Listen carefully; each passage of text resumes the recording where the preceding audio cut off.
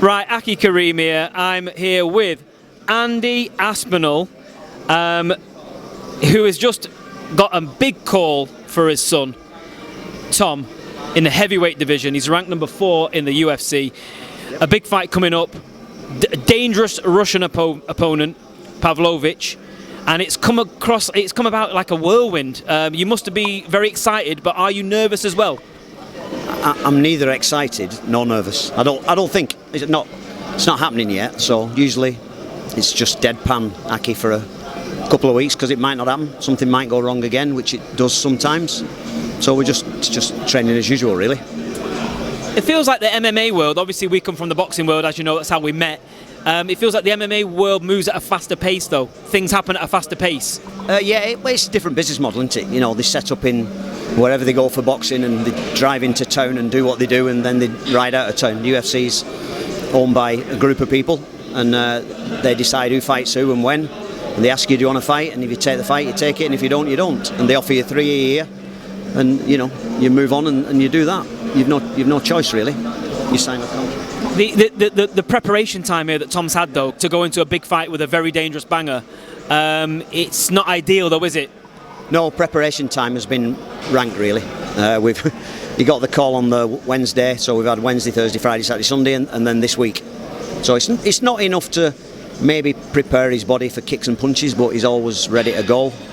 So he wanted to take the chance, so he's taking the chance. You know, he's fighting at Madison Square Garden, and you might never be able to get to fight there again. He wants to fight there. He's ready to go. It's a new contract for him. It is what it is. You know, we can't prepare properly for a guy who punches that hard with those small gloves on. You know, he just one shot with the little gloves against any heavyweight is dangerous. This guy's particularly dangerous because he's done his last 6 or 7. You know, but hopefully it's just a fight and they'll both come off all right and Tom will win. You've had this potential matchup a couple of times in the past with Pavlovich, so I'm assuming you've done camps for him in terms of strategically and in terms of getting your tactics right for someone like him. So in a sense, does that help going into this, even despite the short notice?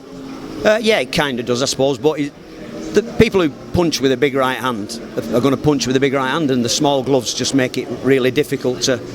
You know, you can't put a glove in front of your face and protect you. It goes through the gloves usually or around the gloves. So his feet are good and his eyes are good, and they've always been good, and just hopefully that's enough.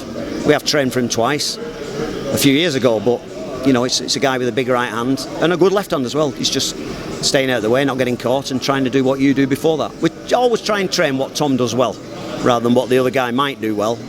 Hopefully Tom can, you know, put him on his back foot a bit and win the fight.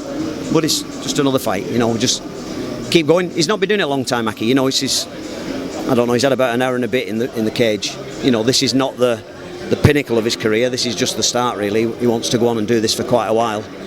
So, you know, you've got to take the chances when they come, I guess. It's almost like a Rocky story. You know, he's had the knee injury. He's come back from that. That was a frustrating period of time for him.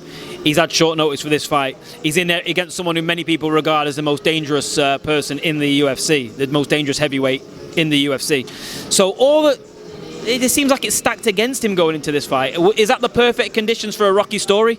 Yeah, the UFC like people who step up and do it, you know, and it may have saved the card a little bit. It's not a Rocky story, really. Everybody who knows Tom knows he's been around for quite a while. And this is just another fight for me and for him. You know, I don't think he sees it as a massive fight. It is a big fight, but there's John Jones sat around, there's some other good heavyweights, and I think they'll all knock around with each other for the next 5 years and all fight each other.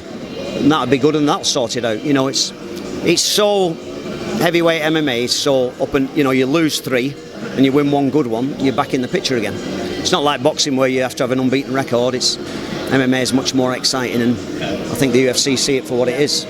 That's the thing. We see a lot of politics and bureaucracy in the boxing world. We don't see it so much in the UFC. I know there's obviously every corporation has its own red tape, but in the UFC, as you've just mentioned, they all fight each other. The top name. Look at Tom's last 10 opponents. He is fighting top guys. Is that why you think the model is got longevity, and UFC will probably just go from strength to strength? Yeah, I think so. There's a few other organisations, but most people realise the best fighters are in the UFC. There's some other good fighters, obviously, who'll come in and do really well. But I think the model has been around for a while. You can't avoid the good people. In boxing, you can shift to another organisation, or you can avoid. Fights go on for 5 years, and they fight 5 years after they should have. In MMA, it doesn't happen like that. The best usually fight the best when they're at the best, which is good really for the sport. And I think that's why it's a lot more exciting than boxing.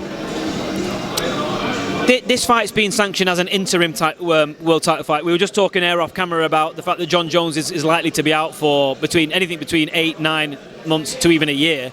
Do you feel a little bit like this should be for the full title, or the winner of this should then have an option to fight for the full title, or do you see the parameters and the business side of why it may not it's transpired like this? I see why they've done it like this, because the two main guys had dropped out. Pavlovich is one.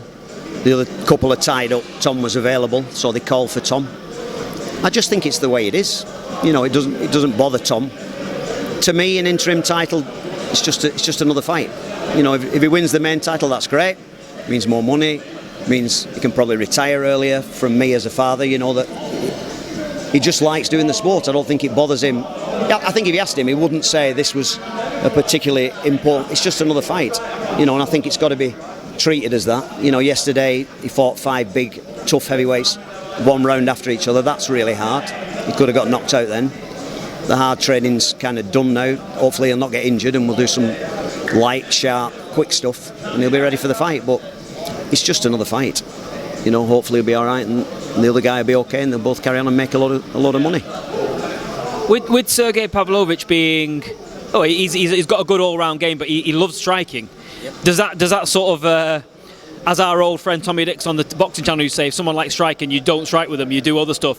Is that an obvious game plan? Is it obvious that Tom will just perhaps look for angles and look to get him to the ground? Is that obvious? Do you think that's what Pavlovich will be expecting from Tom? I think not everybody's in Tom's fights in the UFC. They've all been quite short, so people don't know what Tom can do. Tom can wrestle and grapple, but this other guy may be able to grapple as well.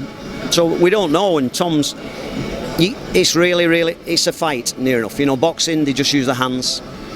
This, you've no idea what the guy's going to do. He might have to take him to the ground because he can see it. He might kick him, he might knee him.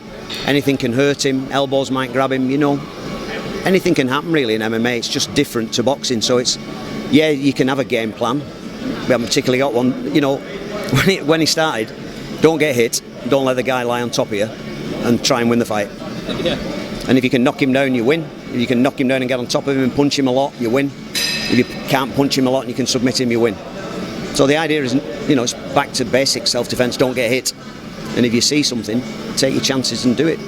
And he's done it a long time, so he's good enough to see what's there. And you can shout instructions, but it's kind of nearly a fight. It's not a boxing match, And you hear a lot about Dana White being quite a ruthless businessman and being quite not arbitrary, but what he says goes and everything like that. What's been your experience of working with Dana White and his business model? I've met Dana White twice. Once I met him before the Volkov fight and said that Tom would beat Volkov because his feet were too fast, and he said we'll see. And he did, and then I met him the next fight, and he said you were right, and you don't know if you're going to be right. You just say what you think at the time.